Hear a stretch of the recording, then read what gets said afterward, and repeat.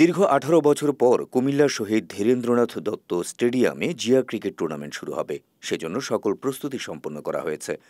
বৃহস্পতিবার বেলা ১১টায় কুমিল্লার শহীদ ধীরেন্দ্রনাথ দত্ত স্টেডিয়ামে সংবাদ সম্মেলনে এসব তথ্য উপস্থাপন করেন কেন্দ্রীয় বিএনপির ত্রাণ ও পুনর্বাসন বিষয়ক সম্পাদক ও কুমিল্লা দক্ষিণ জেলা বিএনপির আহ্বায়ক হাজী আমিনুর রশিদ ইয়াসিন।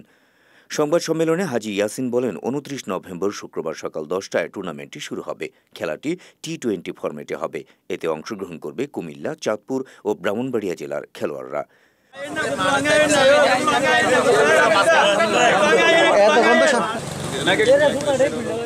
টুর্নামেন্টে স্থানীয় ও জাতীয় ক্রিকেট দলের খেলোয়াড়রাও অংশগ্রহণ করবে। বিনামূল্যে কুমিল্লাবাসী এই খেলা দেখতে পারবেন।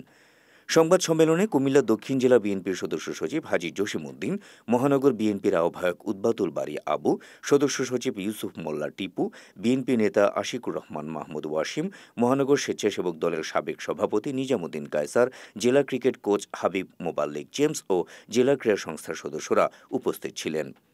অনেক বড় ইতিহাস, 18 বছর পরে আমাদের এই খেলা শুরু হয়েছিল 18 বছর আগে।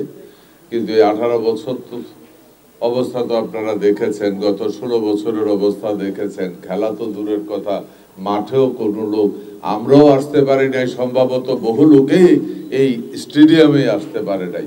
এটাই ছিল বাস্তবতা, এটাই ছিল সত্য। অতীত বলে, দুঃখ বলে মন খারাপ করতে চাই না। শুধু এইটুকু বলবো, অতীতে যা করেছে, অতীতে যা হয়েছে, আমরা আশা করি, আমরা বিশ্বাস করি আগামীতে এই ধরনের কোনো কিছু এই স্টেডিয়ামকে নিয়ে আমরা আর দেখতে চাই না। স্টেডিয়ামে শুভ উদ্বোধনের মাধ্যমে টুর্নামেন্ট শুরু হয়েছে। কুমিল্লা বিভাগের খেলা আগামী 29 নভেম্বর রোজ শুক্রবার সকাল 10 ঘটিকার সময় ভাষা সৈনিক শহীদ ধীরেন্দ্রনাথ দত্ত স্টেডিয়ামে অনুষ্ঠিত হবে। এতে কুমিল্লা দক্ষিণ জেলা ও মহানগর, এতে আমাদের দুইটা দল ভাগ করেছি আমরা। এক দলে থাকবে কুমিল্লা দক্ষিণ জেলা এবং মহানগর, এটা হলো সবুজ দল। কুমিল্লা উত্তর জেলা, চাঁদপুর, ব্রাহ্মণবাড়িয়া, এই 3টা ডিস্ট্রিক্ট মিলিয়ে হয়েছে লাল দল। বিভক্ত করে আমরা খেলায় অংশগ্রহণ করব।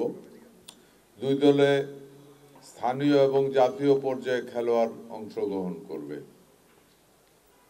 উক্ত টুর্নামেন্টে সফল করার জন্য আপনারা প্রিন্ট মিডিয়া, ইলেকট্রনিক মিডিয়ার সহযোগিতা কামনা করছি।